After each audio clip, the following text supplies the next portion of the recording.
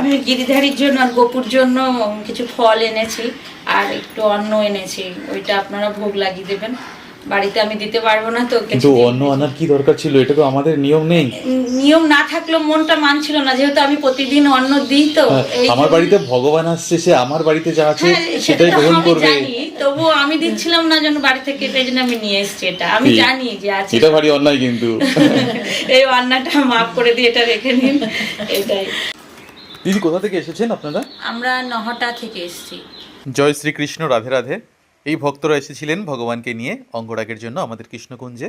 আমাদের তো দেখেই আমি খুবই পছন্দ, আমার খুবই ভাবনা হচ্ছে আমি থেকেই যাই এখানে আর গোপু সেবা করি, এটাই ভালো লাগছে আর আমার। আমাদের অনেক সৌভাগ্য যে আমার ভক্তরা আমাদের কৃষ্ণকুঞ্জে আবার চলে এসেছে।